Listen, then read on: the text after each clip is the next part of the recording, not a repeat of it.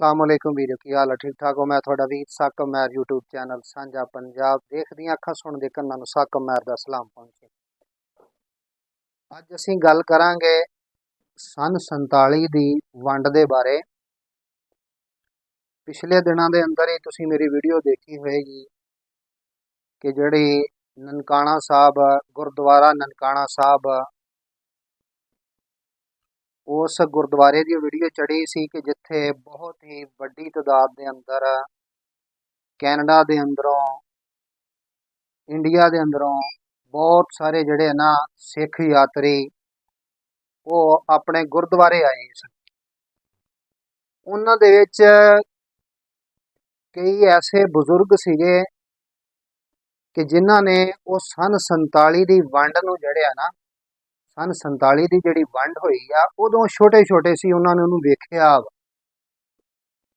ते मैं कहना कि जदों साडे सामने कोई सियाणा बंदा उस वंड का कोई जिक्र करे ना, मेरे जड़े दादके सी मेरे जड़े नानके सी मसला वो जदों मेरे लागे बह के मेरा नाना या मेरा दादा जिक्र करते सी ना इस इन्हां गल्लां दा कि इदां इदां करके उदों दुनिया इन्नी कतल होई इन्नी दुनिया मर गई ठीक हो गया इन्नियां तकलीफां ते इन्नियां मुश्किलां दे नाल वो इधर पहुंचे ते जिहड़े सिख सीगे वो उधर पहुंचे इंडिया दे विच चढ़दे पंजाब च।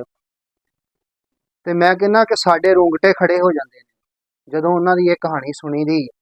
हालांकि असीं अपनी अखां नाल वेखिया नहीं गा वो सन 47 की वंड नूं उस जंग नूं ना असीं वेखिया नहीं है उस चीज़ नूं। ना साडे सामने वो मार धाड़ होई आ ना साडे सामने वो कतलो गारत होई आ ना वो लोग जिहड़े साडे सामने दुनिया तो चले गए आ ना वो साडे सामने सीगे जो कुछ भी सी।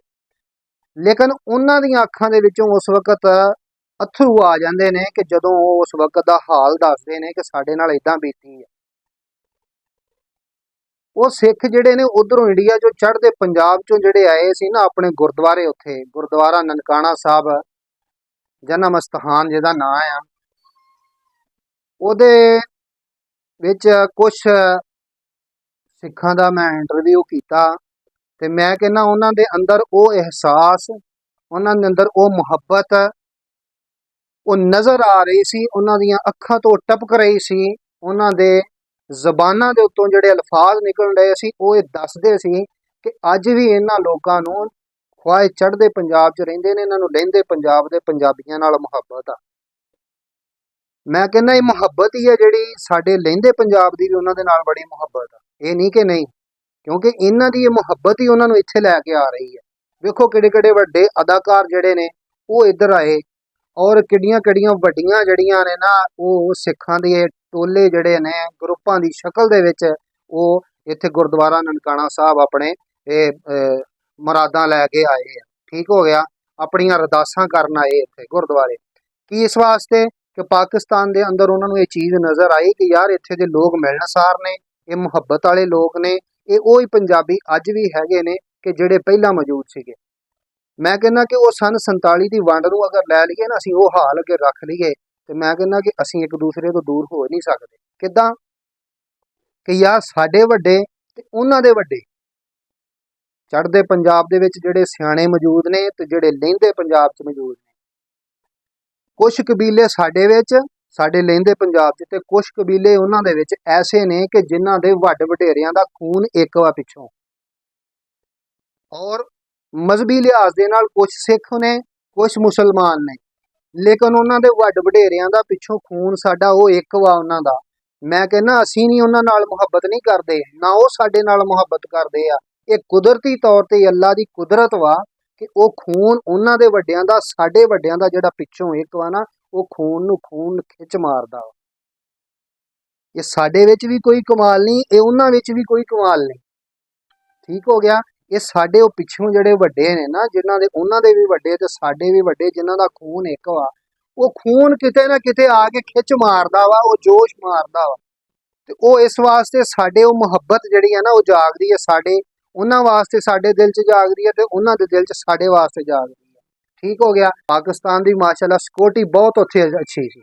मैं आप अपनी अखां नाल देखिया ननकाणा साहब इन्नी सिक्योरिटी हैवी सीगी कि मैं कहना कि उत्थे अपना चिड़ी फड़ नहीं सी मार सकदी। ਔਰ ਇਸ ਚੀਜ਼ ਦੀ ਸਿੱਖਾਂ ਨੇ ਵੀ ਉਹਨਾਂ ਨੇ ਵੀ ਇਹ ਗੱਲ ਗਵਾਹੀ ਦਿੱਤੀ। ਉਹਨੇ ਕਿਹਾ ਕਿ ਪਾਕਿਸਤਾਨ ਦੇ ਅੰਦਰ ਅਸੀਂ ਆਣ ਕੇ ਆਪਣੇ ਆਪ ਨੂੰ ਅਮਨ ਦੇ ਵਿੱਚ ਪਾਇਆ ਕਿ ਯਾਰ ਸਾਨੂੰ ਕਿਸੇ ਕਿਸਮ ਦਾ ਕੋਈ ਡਰ ਔਰ ਖੌਫ ਨਹੀਂ ਹੈ। ਇੱਥੇ ਕਿਸੇ ਕਿਸਮ ਦਾ ਕੋਈ ਸਾਨੂੰ ਡਰ ਨਹੀਂ, ਖੌਫ ਨਹੀਂ ਕਿ ਯਾਰ ਸਾਨੂੰ ਇੱਧਰੋਂ ਕੋਈ ਮਾਰ ਦੂਗਾ ਜਾਂ ਇੱਧਰ ਸਾਡੇ ਨਾਲ ਕੋਈ ਅੱਲਾ ਨਾ ਕਰੇ ਸਾਡੇ ਨਾਲ ਕੋਈ ਮਾੜਾ ਹੋ ਜਾਵੇਗਾ ਕਿ ਨਹੀਂ।